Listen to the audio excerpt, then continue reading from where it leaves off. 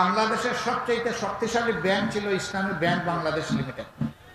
সৌভাগ্যক্রমে এই ব্যাংকের ৬টি বছর বোর্ড অফ ডিরেক্টরসে আমার বসার সুযোগ হয়েছে। আমি ব্যাংককে দেখেছি, তখন ব্যাংকের ছিল সোনালী যুগ। এরপরে এই ব্যাংকে ডাকাত পড়ল, বিগত সরকারের উস্কানিতে ষড়যন্ত্র। ডাকাত পড়ে ব্যাংকটা ডাকাতি করে নিয়ে গেল, ছিনতাই করে নিয়ে গেল। আমরা হাহাকার করলাম, চিৎকার দিলাম যে এই ব্যাংক নির্দিষ্ট কোনো দলের নয়, গোষ্ঠীর নয়, মানুষের নয়, বাংলাদেশের মানুষের এই ব্যাংক, জনগণের এই ব্যাংক। কথা বলুন, কেউ কথা বলল না। ডাকাত একদিন ডাকাতি করে ব্যাংকটা ফুকলা করে ফেললো, একটা সুশব্দ নাই।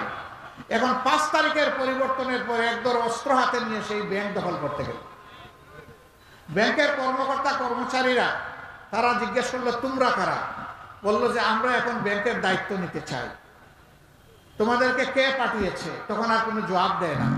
বোঝা গেল যে এরা ডাকাতের বেশে নতুন ডাকাত, আবার সেখানে গেছে ব্যাংক ডাকাতি করে। তারা গুলি ছুড়ল, কয়েকজন লোক আহত হলো।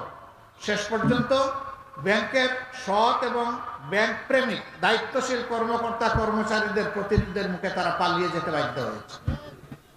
এখন কেউ কেউ বলেন এই ব্যাংক অমুক দল তমুক দল দখল করেছে। ব্যাংক দখল করা হয়নি, ব্যাংক তার মায়ের কুলে ফিরে আসে।